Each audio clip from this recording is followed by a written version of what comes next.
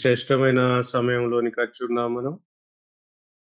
దేవుని పాద సన్నిధిలో అందరం ప్రారంభ ప్రార్థన చేయవలసిందిగా భారతిని కోరుచున్నాం. బిడ్డ భారతి ప్రార్థన చేయవలసిందిగా కోరుచున్నాను. అందరికీ వందనాలు. ప్రార్థన చేసుకున్నాము. పరిశుద్ధుడ, ప్రేమల రాజా, కృపల తండ్రి, మీకు వందనములు దేవా, నీకు స్తోత్రములు చెల్లిస్తున్నాం తండ్రి. రాత్రి అంతా కాచి కాపాడినందుకు వందనములు దేవా. ఈ యొక్క ఉదయకాల సమయంలో దేవేశయ్య ప్రార్థించటకు అయ్యా కృప చూపినందుకు వందనములు దేవా. గూగుల్ మీట్కి వచ్చిన ప్రతి కుటుంబాన్ని, ప్రతి బిడ్డను మీరు జ్ఞాపకం చేసుకున్నారా. రాత్రి అంతా దేవేశయ్య మీరు కాచి కాపాడి దేవేశయ్య యొక్క సమయానికి మీరు నడిపించినందుకు వందనములు, స్తుతులు, స్తోత్రములు చెల్లిస్తున్నాం తండ్రి. ఇంతవరకు దేవ పాటల ద్వారా మేము తెచ్చుకున్నందుకు వందనాలు యేసయ్య. వాక్యం ద్వారా మీరు మాతో మాట్లాడండి యేసయ్య. నీకు వందనములు, స్తుతులు, స్తోత్రములు చెల్లిస్తున్నాం దేవ.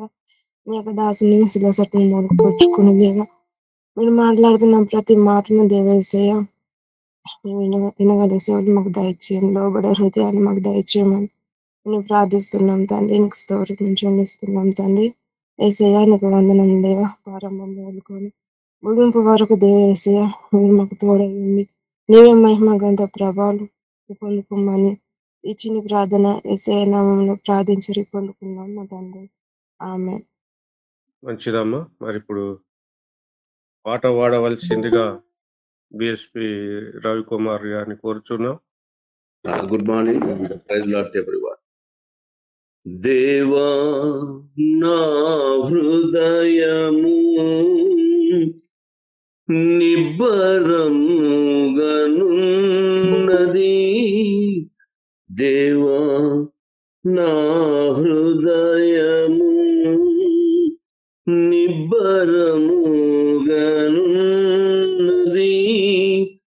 నేను స్తుతి పాడుచు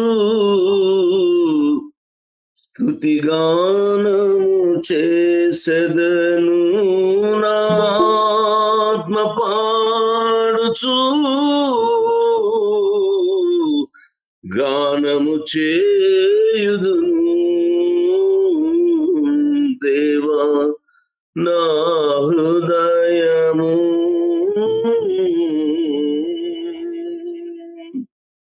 యెహోవా నీ కృపా ఆకాశము మహాకాశము కంటే ఎత్తైనది. యెహోవా నీ కృపా ఆకాశము మహాకాశము కంటే ఎత్తైనది. నీ సత్యము మేఘముల కంటే ఎత్తైనది. నీ ప్రభావము సర్వభూమి మీద కనబడనిమ్ము. దేవా నా హృదయము నిబ్బరముగనున్నది. దేవా నా హృదయము నిబ్బరముగనున్నది. నేను స్తుతి పాడుచు స్తుతిగానము చేసెదను. నా ఆత్మ పాడుచు గానము చేయుదును. దేవా నా హృదయము. Thank you. Praise Lord. ప్రజలాడండి.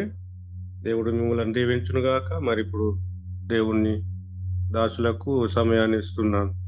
అయ్యగారు ప్రేలాడండి. తమ్ముడు ప్రైజ్ లార్డ్. ప్రియ పరిశుద్ధులారా, సర్వోన్నతమైన దేవదేవుని యొక్క నామమున మీ అందరికీ ప్రాతకాల శుభములు తెలియజేస్తూ ఉన్నాను. ఇక ఈ దినమున చివరి దినము మత్తయి సువార్తలో చెప్పబడినటువంటి కొండ మీద ప్రసంగంలో ఆ 8వ మాట మనం ధ్యానం చేస్తున్నాము. గత 7 రోజులుగా మనం ధ్యానం చేస్తూ వచ్చాము. ఇది 8వ దినము. ఈ దినమున మరి మనం చదువుకుందాము. 11వ వచనం చూడండి. 5వ అధ్యాయము మత్తయి సువార్త 5వ అధ్యాయం 11వ వచనం చదువుతున్నాను. నా నిమిత్తము జనులు మిమ్మల్ని నిందించి హింసించి మీ మీద అబద్ధముగా చెడ్డ మాటలెల్లా పలుకున్నప్పుడు మీరు ధన్యులు. సంతోషించి ఆనందించుడి, పరలోకమందు మీ ఫలము అధికమగును. ఈలాగున వారు మీకు పూర్వమందుడిన ప్రవక్తలను హింసించిరి. ఇది కొత్త కాదు అని కింద మాట మనకి జ్ఞాపకం చేస్తున్నాడు. యేసుక్రీస్తు ప్రభువారి నిమిత్తమై ఈ లోకములో ఎవరైనా గానిగాక దూషింపబడ్డా, ఇబ్బంది పడ్డా, అవమానపడ్డా, మరి హింసపడ్డా, శ్రమపడ్డా, చివరికి మరణానికి అప్పగించబడిన అలాంటి వారందరికీ కూడా దేవుడు అంటున్నాడు ఏంటంటే ధన్యులు అంటున్నారు. అంటే మీరు ఆశీర్వదించబడిన వారని.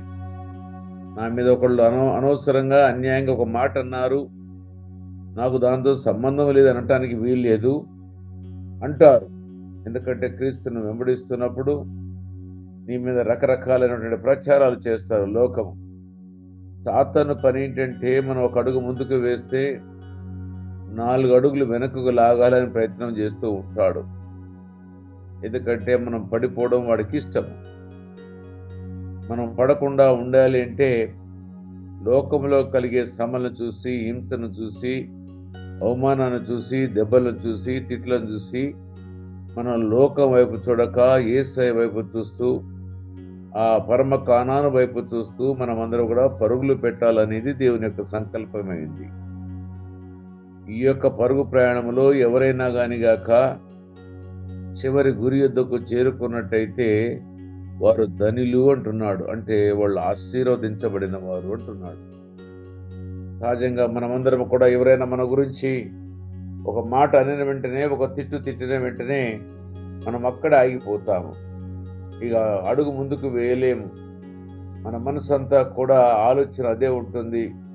నన్ను వాళ్ళు ఇట్లన్నారని మనం పూర్తిగా చిన్నగా ఆత్మీయస్థితి నుంచి పక్కకు వెళ్ళిపోతాము. ప్రార్థన చేయలేము, పాట పాడలేము, బైబిల్ చదవలేము, వేకోజామున లేవలేము. అనేకమైనటువంటి సమస్యలు మనకి చుట్టుముడతాయి. అందుకే ప్రభు అంటున్నాడు ఏంటంటే ఈ లోకమును లెక్కించబాకు అని. లోకమును లెక్కిస్తే మనము ఎక్కడ ఆగామో అక్కడ ఆగిపోతాము. కానీ యేసయ్యను చూస్తే మరి ముందుకు సాగుతామని ఇక్కడ మనం చదువుకున్నటువంటి 8వ మాట కూడా ధన్యత అంటున్నాడు. 8 మాటల్లో మనం చూస్తే ధనులు అని అంటున్నాడు. అంటే దీనికి ఉన్నటువంటి ప్రాముఖ్యత ఏంటో ఒకసారి మనం అర్థం చేసుకోవాలి. ఆయన ఆరంభ వాక్యంలో మనం చూసినట్టయితే ఒక ఆజ్ఞ, ఒక వాగ్దానము ఆయన ఇచ్చుకుంటూ 8 మాటలు చెప్పాడు. అయితే క్రీస్తుని వెంబడించి మన యొక్క జీవితం లోపల మనమందరం కూడా ఈ సద్గుణాలు కలిగిన వారముగా ఉండాలి. అప్పుడు మాత్రమే మనం ధనులుగా పరిగణించబడతాము. ఒకవేళ గినక మనము దీనిని గినక అనగా ఆయన వాగ్దానాన్నే కానీ ఆయన ఆజ్ఞనే కానీ మనం లెక్కించలేకపోయినట్టయితే మన జీవితంలో వచ్చే ఆ యొక్క ధన్యతను మనం మిస్ అయిపోతాము. కాబట్టి ఎవరము కూడా ఈ యొక్క మాటలతో ఆదరించబడాలి. మరి ముఖ్యంగా ఈ యొక్క చివరి ఆదరణకరమైన మాట 11వ వచనం చాలా మనందరికీ మేలుకరమైనటువంటి మాట. ఎందుకంటే ప్రతి ఒక్క విశ్వాస యొక్క జీవితంలో వారు విశ్వాసే కావచ్చు, సేవకుడే కావచ్చు, ప్రవక్తే కావచ్చు, మరెవరైనా కానీ గాక వారందరి జీవితంలో ఈ మాట రుచి చూడకుండా ఎవరు కూడా ఉండలేరు, ఉండకపోవచ్చు కూడా నాకు తెలిసినంత మట్టికి. అందుకే ఇక్కడ అంటున్నాడు నా నిమిత్తం అనగా యేసుక్రీస్తు ప్రభుల వారి నిమిత్తము జనులు మిమ్మల్ని నిందించి, నిందంటే లేని మాట నీ మీద వేయడము, నిందించడమే కాదు, లేని మాట చెప్పడమే కాదు, హింసిస్తారట. మీ మీద అబద్ధముగా చెడ్డ మాటలెల్లా పలుకున్నప్పుడు మీరు ధన్యులు. అబద్ధమైన మాటలు మన మీద చెప్పినప్పుడు మనం ధన్యులము. క్రీస్తు ప్రభు వారి మీద అబద్ధ సాక్ష్యాలు, మరి అదే రకంగా శ్రమ, దాని తర్వాత హింస, దాని తర్వాత మరణము మనము చూసాము. మరి ఆ ప్రభు మనకి మాట చెప్పిన ప్రభు మాట తప్పలేదు. ఆయన మీద అబద్ధ సాక్ష్యం పలికిన నేను అలాంటి వాడిని కాదని చెప్పుకోలేదు, మౌనం వహించాడు. చాలా మంది అనుకుంటారు మౌనం వహిస్తే అంగీకారం అనుకుంటారు, కానీ మౌనం ఇన్ ది సెన్స్ ఇవన్నీ కూడా అబద్ధమని కూడా మరొక మాట దానికి అర్థం. ఎందుకంటే జవాబు చెప్పలేని వాటికి, ఎందుకంటే నేను చేయని నా నేరం నా మీద మోపుతున్నాను దాని యొక్క భావం. అంతేకాదు కానీ ఆయన శ్రమ పడ్డాడు. రాత్రంతా నిద్ర లేకుండా చేశారు, పగలంతా రాత్రంతా తీర్పుల కొరకు తిప్పారు. ఉదయకాలం మళ్ళా తిరిగి శిలువ నెత్తి మీద భుజం మీద వేసి మొయ్యమని అన్నారు. శ్రమ పడ్డాడు. తర్వాత వీపుని నాకటి సాలవలే దున్నారు, హింస. తర్వాత మేకులతో శిలువకు బిగించారు. ఇంత ఘోరమైన హింసను ఆయన చూసి కూడా ఏమాత్రము చలించక మౌనిగా ఉన్నాడు. ఆ మౌనిగా ఉండడమే కాదు కానీ ఆయన మాటల్లో మొదటి మాట అంటాడు, ఆ 7 మాటలు పలికిన మాటల్లో, తండ్రి వీరేమి చేస్తున్నారో వీరెరుగురు వీరిని క్షమించమని ప్రార్థించాడు. అంటే ఇక్కడ మనం చదివిన ఈ మాట ఏదైతే ఉందో ఆ మాటకి పరిపూర్ణమైనటువంటి రూపాన్ని అక్కడ మనం చూస్తూ ఉన్నాము. అంటే వట్టిగా చదవడము చెప్పడము కాదు కానీ అనుకరించడం అనేది చాలా ప్రాముఖ్యమైనది. క్రీస్తు ప్రభు వారు చెప్పాడు, దాన్ని మర్చిపోలేదు, దాన్ని అనుకరించాడు. మరి మనం చదువుతున్నాము వింటున్నాము, చెప్పేవారు చెప్తూ ఉన్నారు. మరి వినేవారే కానీ చదివేవారే కానీ చెప్పేవారే కానీ ఈ మాటలను వారి జీవితంలో ఎప్పుడైనా వారు అంగీకరించారా? ఆ రకంగా వారు మౌనంగా ఉన్నారా? ఉండకపోతే ఇకనైనా మనం ఉండడానికి ఇష్టపడదాము. నువ్వు విశ్వాసివి కావచ్చు, లేదా బోధించేవాడివి కావచ్చు, లేదా చదివి ఉండవచ్చును, లేదా ప్రవక్తవు కావచ్చును. మరి ఏదైనాను కూడా మనము చదవడము, వినడము, బోధించడం వరకు చాలా తేలికగా మనకు కనబడుతుంది. కానీ మనం దాన్ని అనుకరించినప్పుడు, ఆచరించినప్పుడు మన జీవితంలో ఆ యొక్క బాధ ఏంటో, నొప్పి ఏంటో మనకు అర్థమవుతుంది. అయినను కూడా మనం మౌనంగా ఉన్నట్టయితే మనము ధన్యులమని దేవుని యొక్క వాక్యం సెలవిస్తుంది. మరి అంతటితో ధన్యుడమని ఊరుకోమని అన్నాడా? 12వ వచనం చూడండి, సంతోషించమంటుండే. ఒక పక్కన తిడుతూ ఉంటుంటే మరో పక్కన సంతోషించాలట. దేవానికి స్తోత్రం. నువ్వు అన్నావు కదా, సంతోషించమన్నావు కదా, వాళ్ళు నీ మీద నిందలు వేసినప్పుడు నువ్వు బాధపడబాకన్నావు కదా, ఇదిగో నేను సంతోషిస్తున్నాను ప్రభువా, లేని మాటలు నా మీద అంటున్నారు, అనవసరంగా నన్ను శ్రమ పెడుతున్నారు, హింస పెడుతున్నారు అని మనం సంతోషించాలట, ఆనందించాలట. సంతోషించి ఆనందించే జీవితం అంటే ఒక ఉన్నతమైనటువంటి ఆత్మీయ స్థితిని మనం చూస్తూ ఉన్నాము. మరి మనమందరము కూడా ఈ స్థితికి ఎదగాలని ప్రభు మనని కోరుకుంటున్నాడు. గట్టిగా వినువారుగా ఉన్నా లేక బోధించేవారుగా ఉన్నా దానివల్ల కలిగే ప్రయోజనము ఏ విశ్వాసకి లాభము కలగదు. కానీ మనమందరం మన జీవిత యాత్రలో ఇవన్నీ కూడా చూసిన వారమే. లేని మాటలు అంటూ ఉంటారు, ఆ మాటలకు మనం జవాబు చెప్పనవసరం లేదు. కానీ దాన్ని ప్రభుకు అప్పగించి ప్రార్థించి ఆగకుండా ముందుకు సాగవలసినటువంటి జీవితాన్ని దేవుడు చూపిస్తూ ఉన్నాడు. కాబట్టి మనమందరము కూడా సంతోషించమంటాడు, ఆనందించమంటాడు.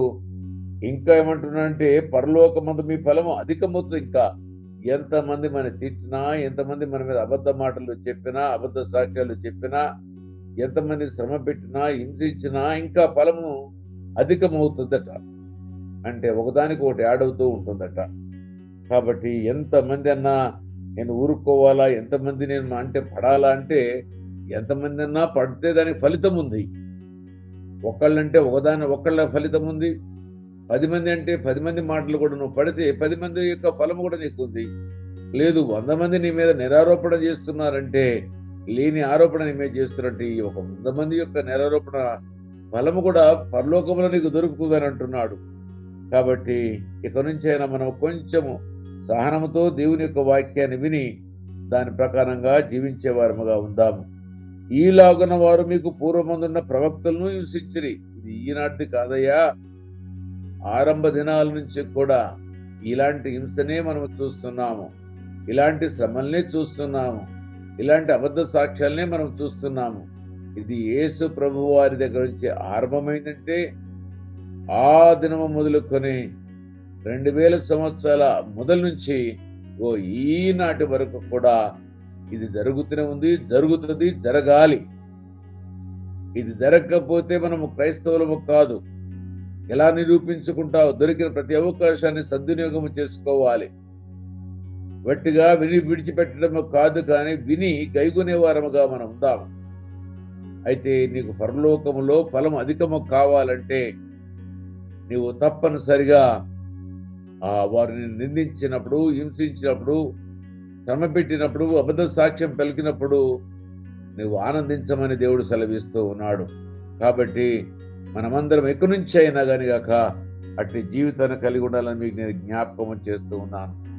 మరొక మాటని మీకు జ్ఞాపకం చేస్తూ ఉన్నాను.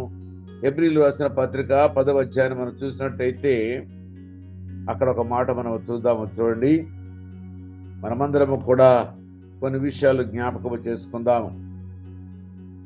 హెబ్రీలు రాసిన పత్రిక 10వ అధ్యాయము 32వ వచనం. అయితే మీరు వెలిగింపబడిన మీదట దయతో గమనించాలి, చీకటిలో ఉన్నప్పుడు ఎవరు నీ మీద నేరారోపణ చేయరు. వెలిగించబడిన జీవితము నీలోనికి వచ్చినట్లయితే అక్కడి నుంచి శ్రమలు మొదలవుతాయి.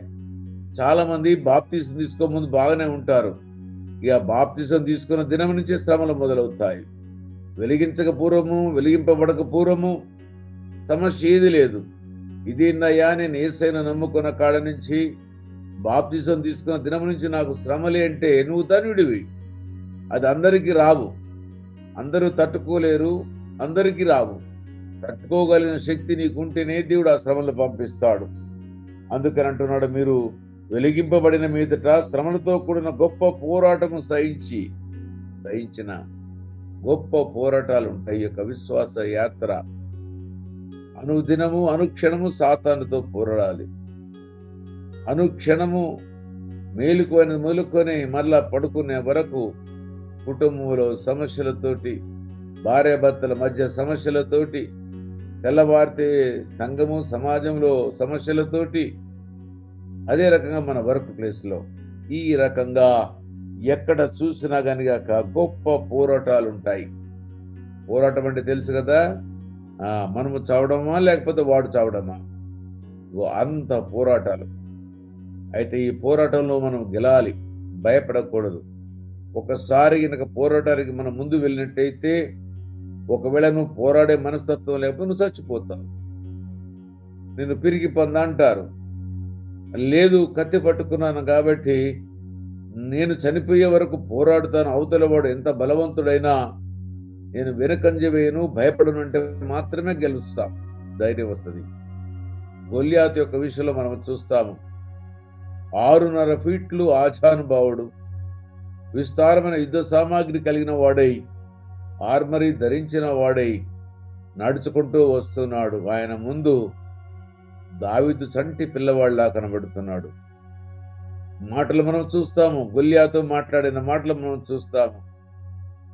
లేకపోతే ఆకారాన్ని చూసి దావీదు ఏమైనా భయపడ్డా? ఆయన చేతిలో ఉన్నటువంటి ఈటను చూసి భయపడ్డా? మరేదైనా చూసి భయపడ్డా? కాదు. యుద్ధము యెహోవాదే, మనము కాదు. ప్రభువా, ఇదిగో ఈ దినమున కలిగే ప్రతి అపనింద, ప్రతి శ్రమ, ప్రతి పోరాటము, ప్రతి హింస నీ చేతికి అప్పగిస్తున్నాను. ఈ పోరాటంలో గెలవాలంటే మనం కత్తి తీసి గెలవడం కాదు, కానీ మనం ప్రార్థించినప్పుడు ప్రభు కొన్ని పర్యాయములు తప్పిస్తాడు, కొన్ని పర్యాయములు మనం వాటిని ఎదుర్కోవాల్సిందే. దాని నుంచి పక్కకు వెళ్ళకూడదని ఇక్కడ మనకు అర్థమవుతుంది. వెలిగించబడిన జీవితం నీకు ఉన్నట్టయితే, వెలిగించబడిన జీవితంలో పోరాటాలు తప్పవని, శ్రమలు తప్పవని మనకు అర్థమవుతుంది. వాటిని సహించాలంటున్నాడు. పూర్వ దినములను జ్ఞాపకము తెచ్చుకోండి, పాత దినాలు కూడా జ్ఞాపకం తెచ్చుకోండి. అయితే 33 వచనం చూడండి, ఒక విధముగా చూస్తే మీరు నిందలను బాధలను అనుభవించడం చేత 10 మందిలో అరడి పడితిరి, మరొక విధముగా చూస్తే వాటిని అనుభవించిన వారితో పాలువారైతిరి.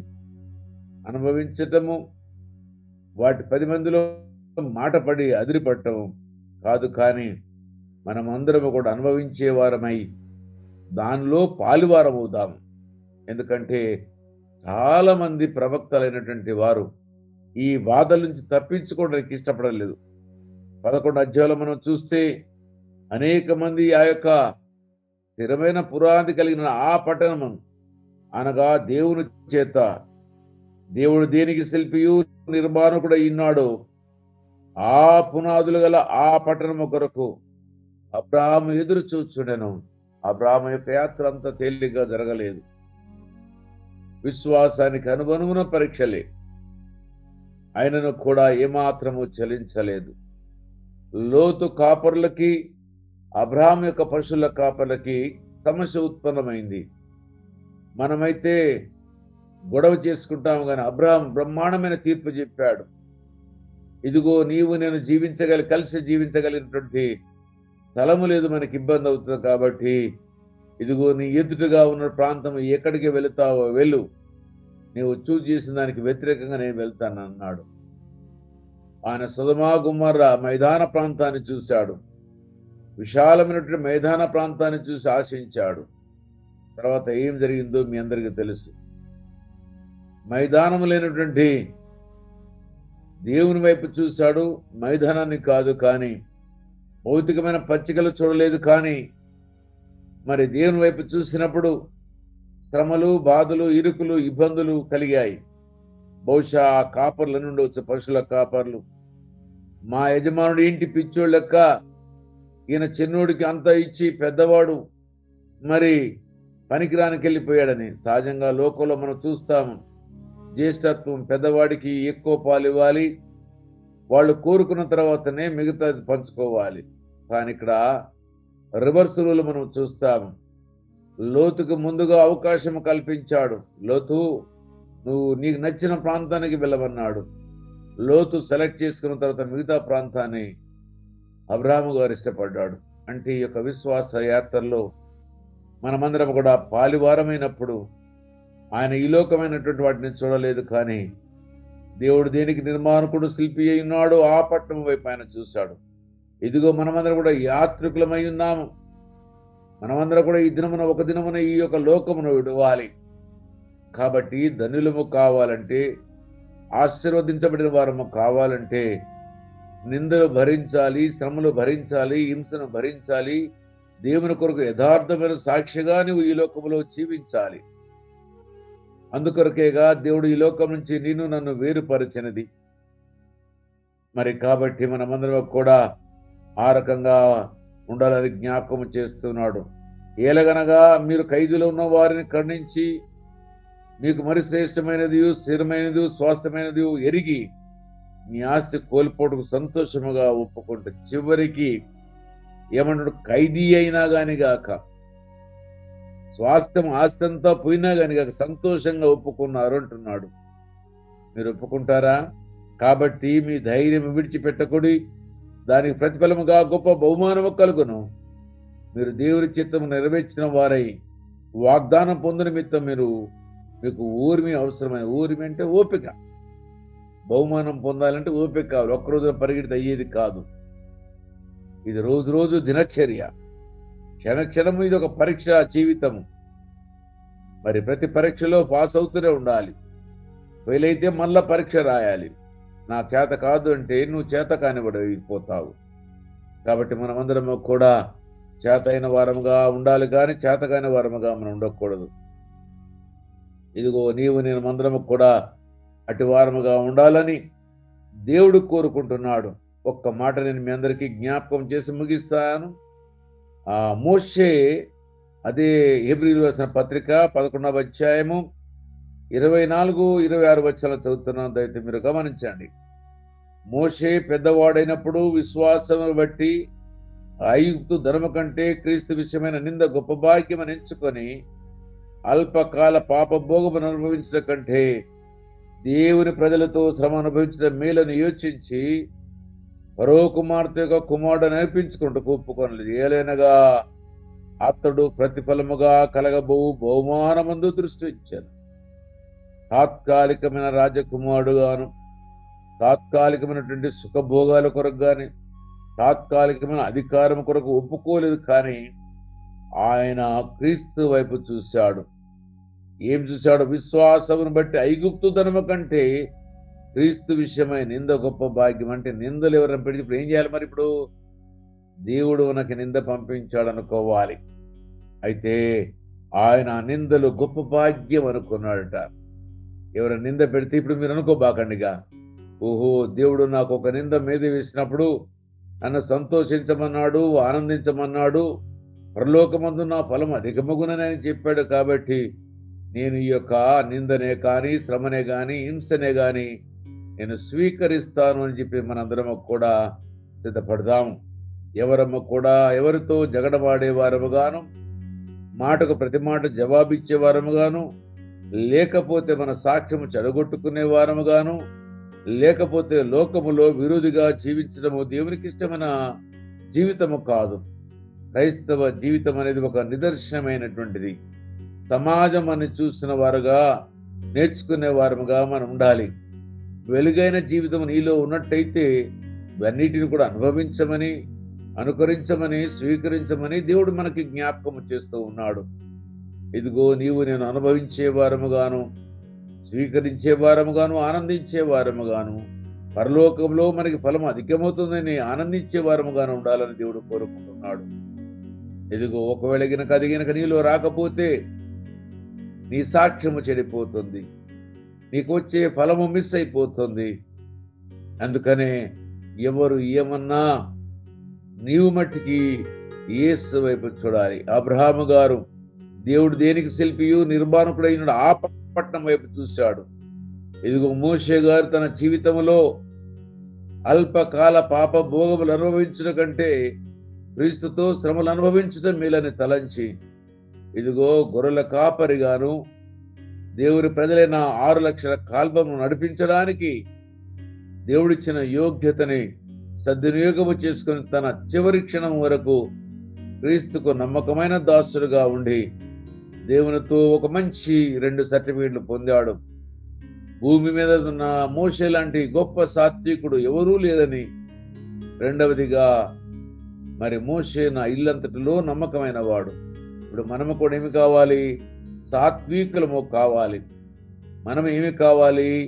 దేవుని ఇల్లంతటిలో కూడా నమ్మకమైన వారము కావాలి. మనందరికి కూడా మోషే గారు మరి మాదిరిగా ఉన్నాడు. ఇదిగో మనమందరము కూడా శ్రమలని, నిందలని, హింసల్ని కలిగినప్పుడు దేవుడి మీద సనుక్కోకుండా, గునుక్కోకుండా, వారి మీద మనము తిరిగి గొడవ పెట్టుకోకుండా ప్రార్థించి కనిపెడదాము. దేవుడు ఈ మాటలు మనందరి యొక్క ఆత్మీయ మేలు కొరకై నీరు కట్టి ఫలింపజేయునుగాక. ఆమేన్. Thank you. ప్రజలడయ్య గారు, చక్కటి వర్తమానం అందించినందుకు మీకు వందనాలండి. నిజమే, దేవుడు అప్పుడెప్పుడో రాయించున్నాడు. ఈ లోకంలో తన బిడ్డలుగా ఉన్నటువంటి వారు శ్రమ పడతారు, కానీ దాని వెనుక మేలే ఉన్నది అని చెప్పి దేవుడు రాయించున్నాడు. కనుక చూసినట్టయితే చాలా ప్రాంతాలలో క్రైస్తవుల మీద దాడి జరుగుతుంది. అయినప్పటికీ సుఖదేవుడు మరి వాళ్ళను ప్రేమించి వాళ్ళకి ఇచ్చినటువంటి ధన్యత, ఈరోజు మాకు ఆ చక్కటి సందర్భాన్ని వినిపించినందుకు మీకు వందనాలండి. సరే, ఈరోజు క్యాలెండర్ వాక్యం చదవవలసిందిగా జే పావని గారు క్యాలెండర్ వాక్యం తెలుగు, ఇంగ్లీష్ చదవవలసిందిగా కోరుచున్నా. ముందుగా అందరికీ ప్రైజ్ లార్డ్. ధైర్యమును తెచ్చుకొనండి, నేను లోకమును జయించి ఉన్నాను. యోహాను 16:33. ఇంగ్లీష్లో but take heart, I have overcome the world. John 16:33. అయితే ఇప్పుడు ప్రార్థన అంశాలు ఉన్నాయి. మరి మొదట అయ్యగారు ద్వారా దేవుడు చెప్పించినటువంటి మాటలను బట్టి మాత్రమే ప్రార్థన చేయండి. దేవుణ్ణి గణపరిచే విధంగా ఏ మాటలు, ఏ వాక్యంని తీసుకొని చెప్పినో దాని విధంగా చెప్పండి. తర్వాత మనకు ముందున్నటువంటి మీటింగుల కొరకు కరపత్రాలు అంటించే సమయం ఉంది కనుక చాలా చోట్ల మరి గొడవలు జరుగుతున్నాయి. మరి నేను పోస్టర్ అంటించడానికి వెళితే నన్ను ఆడ పోస్టర్ కాడ నిలబెట్టి ఫోటో తీసుకొని పోయినరు. నతానేయులను మరి వాళ్ళు ఎల్కటూరు దాకా పోయినరు. ప్రవీణ్ సారు వాళ్ళు పోతే ఫోన్ చేసి వాళ్ళను బూతులు తిట్టినరట. అలాంటివి జరగకుండానట్లుగా మనం ఇప్పటి నుంచి ఈ అంశాన్ని ప్రతిరోజు ప్రార్థనలో పెడదాం.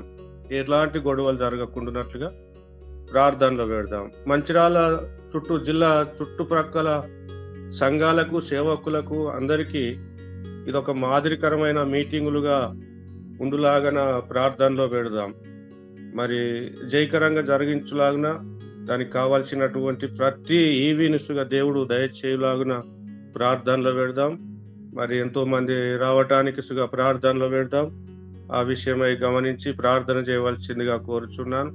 మరి ఇంకా వచ్చినటువంటి వారు ఆ వాక్యం అనే ఆహారం భుజించి తిరిగి సంతోషంగా వెళ్ళులాగా, ఎలాంటి ఇబ్బందులు కలగకుండానట్లుగా వారి ప్రయాణం కొరకు మనం ప్రార్థన చేయవలసిందిగా కోరుచున్నాను. మొదట మరి అయ్యగారు ద్వారా ఏ వాక్యం అయితే చెప్పబడ్డదో దాన్ని, తర్వాత మనకు కడపత్రాలు అంటించే విషయం ఇలా ఎత్తిపడుతూ ప్రార్థన చేయవలసిందిగా, సమయాన్ని బట్టి ప్రార్థన చేయవలసింది. మహోన్నతుడా, మహాగణుడా, మహాపరిశుద్ధుడా, సర్వశక్తి కలిగిన దేవ, సర్వాంతర్యామి, కృపాసక్తి సంపూర్ణుడా, ఆకాశ మహాకాశములు పట్టజాలని మా గొప్ప దేవ, మీకు వందనాలు. భూమి ఆకాశములను సృజించి మాట చేత కలుగచేసి ఇదిగో ఈ సృష్టిని అంతటిని ప్రభువా ఒకే ఒక మాట చేసిన దేవ, మీకు వేలాది వందనాలు చెల్లిస్తున్నాం. సృష్టి యావత్తును, ఆకాశమును, భూమిని, భూమి కింద సముద్రములను నా తండ్రి ఆజ్ఞాపించేటువంటి నీవు ఇదిగో నీ రూపములో, నీ పోలికలో నన్ను, మమ్మల్ని అందరినీ ప్రభు మీరు చేసుకొని అయ్యా మమ్మల్ని మరి ప్రత్యేకంగా నా తండ్రి ఏర్పరచుకున్నటువంటి నా తండ్రి ఇదిగో ఈ జనాంగముల ప్రభావంలో ప్రత్యేకపరిచిన తండ్రి ఈ ఉదయకాల సమయంలో మాతో మీరు మాట్లాడడానికి ఇష్టపడినందుకు మీకు వందనాలు చెల్లిస్తున్నాం తండ్రి. ఇదిగో నువ్వు మోషతో అంటున్నావు నా తండ్రి, నేను మీతో రాను అని చెప్పిన దేవుడవు. కానీ ఈ ఉదయకాల సమయంలో ఇదిగో మేము నిర్లక్ష్యముగా వచ్చినను, నిరాశతో వచ్చినను, వేదన బాధతో నా తండ్రి ఇదిగో నీ సన్నిధిలో కూర్చున్నను ప్రభువా, మా యుద్ధకు వచ్చి నీ దాసుని యొక్క ముఖాంతరము గుండా ప్రభువా మీరు మాట్లాడినందుకు మీకు వందనాలు. అవును ప్రభువా, నువ్వు వాగ్దానములను ఇస్తూనే వాగ్దానములతో పాటు ప్రభువా మేము ఎలా బ్రతకాలో, ఎలా జీవించాలో ఆజ్ఞలను కూడా ఇచ్చినటువంటి దేవుడవు నా తండ్రి. అవును ప్రభువా, ఇదిగో ఈ దినమున మీ దాసుడు ఎంచుకున్నటువంటి వాక్యం అయితే అయ్యా, నా నిమిత్తము జనులు మిమ్మల్ని నిందించి, హింసించి, అబద్ధముగా చెడ్డ మాటలెల్లా పలుకున్నప్పుడు మీరు ధన్యులు అని నాతను చెప్పిన దేవుడవయ్యా. నిజమే, మా ఆధ్యాత్మిక జీవితంలో దేవా నీ కొరకైన నిందలను మేము భరించేటువంటి సామర్థ్యమును మాకు దయచేయండి దేవా. ఇదిగో యేసు దేవుడు కాదని అబద్ధములు మా మీద పలికినప్పుడు, అయా కూట సాక్ష్యం మా మీద పలికినప్పుడు ప్రభువా ఇదిగో వాటిని మేము సహించేటువంటి సామర్థ్యమును అయ్యా సంఘముగా మాకు అందరికీ మీరు దయచేయండి ప్రభువా. ఇదిగో వారు అయ్యా మమ్మల్ని హింసించినప్పుడు దేవా మేము ఆ హింసలు భరిస్తూ నీ నామాన్ని మహిమపరిచే కృపను దయచేయండి. ఇదిగో మాకు మాదిరి మీరే ముందున్నారు తండ్రి. అయ్యా ఈ లోకములోకి నీ వచ్చి అయ్యా నీ రక్తమును చిందించి ప్రాణమును పెట్టి ప్రభువా ఇదిగో నా కొరకు మా కొరకు తిరిగి లేచిన దేవా, నీకున్న సాత్వికమైన మనసును ఇదిగో మా మౌంట్ సీనాయి సంఘంలో ఈ గూగుల్ మీట్ లో పాల్గొన్న ప్రతి బిడ్డకు మీరు దయచేదురుగాక దేవానికి స్తోత్రాలు చెల్లిస్తున్నాం అయ్యా. అదే రీతిగా ప్రభువా ఇదిగో మా సంఘములో ప్రభువా ప్రతి బిడ్డకు నా తండ్రి మోసే లాంటి సాత్వికమైనటువంటి మనసును దయచేయండి అయ్యా. ఆ సాత్వికాన్ని పొందుకొని ప్రభువా ఇదిగో నీ ఇల్లంతటిలో ఆధ్యాత్మిక స్థితిలో ఈ లోకంలో బ్రతికినంత కాలము నమ్మకమైన సాక్షులుగా నా తండ్రి ఉండుటకు నీ కృప దయచేయమని ప్రార్థన చేస్తూ ఉంటున్నాను. మరి ఈ సమయంలో ప్రభువా ఇదిగో మేము ప్రార్థన మనవులు ఎత్తిపట్టి ప్రార్థిస్తున్నాం. ప్రాముఖ్యంగా ప్రభువా ఇదిగో ఈ నెలలో జరగబోతున్నటువంటి హోలీ కాన్వకేషన్స్ కొరకు నేను ప్రార్థన చేస్తున్నాను. ఇదిగో నీ కుమారుడు చెప్పినట్టుగా తండ్రి మేము ముందుగా నా తండ్రి ఇదిగో వాల్ పోస్టర్స్ అయ్యా అనగా ప్రభా నీ యొక్క నామాన్ని ప్రచురించడానికి ఇదిగో ప్రచార మాధ్యమాల ద్వారా పోస్టర్స్ ద్వారా నా తండ్రి బిడ్డలు ఇదిగో నా తండ్రి వివిధ ప్రాంతాలకు వెళుతున్నారు. ఇదిగో నీ దాసులు అయితే నా తండ్రి అయ్యా శిష్యులను నా తండ్రి మీరు ఏర్పరచుకొని ఇదిగో లోకములోకి పంపినట్టుగా ప్రభా ఇదిగో నీ దాసులు కొంతమందిని ఏర్పరచుకొని సంగముగా మేము ఏర్పరిచి వారిని వివిధ ప్రాంతాలలోకి పంపించబోతున్నాం. దేవా ఇదిగో నీ పరిశుద్ధాత్మ సన్నిధిని నీ బిడ్డల పైన ఉంచండి. ఎక్కడ కూడా నా తండ్రి ఇదిగో అవమానాలు జరిగిన ప్రభావ వారు ధన్యతగా భావించే మనస్సును బిడ్డలకు దయచేయండి. దేవా ఇదిగో ప్రతి బిడ్డ కూడా నా తండ్రి పోస్టర్ను చూసిన ప్రతి బిడ్డ ఇదిగో ఆ యొక్క నా తండ్రి ఆ మీటింగ్ హాల్లోకి వచ్చి నిన్ను మహిమపరచుదురుగా అట్టి రీతిగా ప్రతి బిడ్డను మీరు దర్శించండి. వెళుతున్న నీ బిడ్డలను కూడా ఇదిగో నా తండ్రి ఏ ప్రమాదం కీడు జరగకుండా మీ సహాయం దయచేయండి. నా తండ్రి నీకు వందనాలు చెల్లిస్తున్నాను. మీకు క్షేమకరంగా వెళ్ళి క్షేమకరంగా నీ మహిమను ప్రకటించే బిడ్డలుగా ఇదిగో వారికి ధైర్యమును మీరు అనుగ్రహించవలసిందిగా నేను ప్రార్థన చేస్తూ ఉంటున్నాను. అదే రీతిగా ప్రభువా ఇదిగో మీటింగ్స్ కావాల్సిన అన్ని ప్రభువా వసతులను వనరులను సమకూర్చండి. ఆర్థిక పరమైనటువంటి వసతులు ఆరోగ్యపరమైన వసతులు ప్రభువా ఇదిగో అయా నీ సేవకుని కావచ్చు రాబోతున్న సేవకుని కావచ్చు ప్రభువా క్వైట్ టీమ్ కావచ్చిన తండ్రి అందులో పాల్గొంటున్న ప్రతి బిడ్డ కూడా ధైర్యమును ఆరోగ్యమును బలమును శక్తిని మీరు అనుగ్రహించవలసిందిగా నేను ప్రార్థన చేస్తూ ఉంటున్నాను. అదే రీతిగా ఇదిగో సంఘంలో ఉన్నటువంటి మా ప్రతి బిడ్డలు ప్రభావ అనారోగ్యంతో ఉన్న వారిని మీరు దర్శించండి. వారితో మీరు మాట్లాడండి. బలహీనులను దర్శించండి నా తండ్రి. ఇదిగో ఈ దినమున నిరాశ నిస్పృహ వేదన బాధ నా తండ్రి ఏ సమస్య కూడా ఏ బిడ్డలో ఉండకుండా తండ్రి పరిశుద్ధాత్మన నీవు వారిని సంధించి వారిని మీరు బలపరచవలసిందిగా మేము ప్రార్థన చేస్తున్నాము. దేవానికి స్తోత్రంగా సంఘంలో నతర ప్రాముఖ్యంగా మాలో ఐక్యతను మీరు దయచేయండి ప్రభా. మా సంఘంలో ఒక్కరి పట్ల ఒకరికి ఈర్ష ద్వేషము కక్ష కుళ్ళు కుతంత్రములు ఇవన్నీ సాతాను సంబంధమైనవి కనుక వాటి నుండి ప్రతి బిడ్డకు మీరు విడుదల దయచేయండి. వాక్యం ఏమైందో వాక్యములో నతను నువ్వు ఏమైతే మాకు చెప్తున్నావో దాని ప్రకారంగా మేము జీవించడానికి మీ సహాయమును మాకు అందరికీ మీరు అనుగ్రహించి ఇదిగో దేవా మా ద్వారా మీరు మహిమ పొందుకోండి. మరి ఈ దినమును ఇచ్చినావు. ఈ దినములో ప్రభు మా పనులలో మా ప్రయత్నాల్లో మీరు తోడయండి. మా ప్రయాణాల్లో మీరు తోడయండి. మేము చేసే మా ఉద్యోగములు కావచ్చు కూలి పనులు కావచ్చు ఇంటి పనులు కావచ్చు మా వ్యాపారాలు కావచ్చు ప్రతి విషయములు మీరు తోడయండి. అలనాడు ఇశ్రాయేలు ప్రజలకు పగలు మేఘ స్తంభముగాను రాత్రి అగ్ని స్తంభముగాను తోడయినట్టు మాకును మీరు తోడయిండు మరి తండ్రి. ఇదిగో మమ్మల్ని మీరు కాచి కాపాడు మరి క్షేమముగా మేముండి సాయంకాలం వేళ మరలా ఇది రీతిగా సంగముగా కలుసుకొని నిన్ను స్తుతించి ఆరాధించేటట్టు కృపను మాకు అందరికీ మీరు దయచేయమని మహిమ ఘనత ప్రభావాలు మీ నామానికి అర్పిస్తూ మమ్మల్ని మేము తగ్గించుకుంటూ నజరేయుడును పునరుద్ధానుడైన యేసు అతి పరిశుద్ధ నామములో ఈ కొద్ది ప్రార్థన అడిగి వేడుకొని ఉన్నాను తండ్రి. ఆమేన్. థ్యాంక్ యూ అండి. ఆమేన్. ప్రైజ్లాడయ్యా ప్రార్థన చేసినందుకు మీకు వందనాలు. మరి ముగింపు ప్రార్థన ఆశీర్వాద ప్రార్థన దేవుని సేవకులకు ఇస్తున్నాను. ప్రజలాడండి. అందరికీ వందనాలు. ప్రార్థన చేసుకుందాము. సర్వశక్తిమంతుడమైన మా దేవ, మా విమోచకుడా, మా రక్షకుడా, అది సంభూతుడా, మృత్యుంజయుడా, మా జీవితాలను వెలిగించడానికి మీరు అవమానాలు బాధలు అపనిందలు శ్రమలు హింసను పొంది చివరిగా మరణించి మృత్యుంజయుడైన దేవా, ఇదిగో ఈ యొక్క ప్రాతకాలం అన్న సమయంలో మేమందరం కూడుకుని స్తుతించడానికి వచ్చాము తండ్రి. ఒక్కసారి మమ్మల్ని మీరు జ్ఞాపకం చేసుకొని ప్రార్థించిన ప్రతి అంశంలో నాయన దయతో మీరు జవాబిస్తారని మనస్ఫూర్తిగా యేసునామమున అడిగి వేడుకుంటున్నాం తండ్రి. ఆమేన్. మన పరమ తండ్రి దేవదేవుని యొక్క దీవెనలు మన రక్షకుడును విమోచకుడును ప్రభువైన యేసుక్రీస్తు వారికి కృపయు పరిశుద్ధాత్మ దేవుని యొక్క అన్యోన్య సహవాసమును ఈ ప్రాతకాల మనలోకి వచ్చిన ప్రతి ఒక్కరికి ఒక్కొక్కరికి నీ పేరు పేరున సకల పరిశుద్ధులకును సావిత్ర సంగములకును తన ప్రియ ప్రజల ఇశ్రాయేలు జనాంగానికి ఇప్పుడు ఎల్లప్పుడు సదాకాలము తోడైనను గాక. ఆమేన్. Thank you and all. God bless you.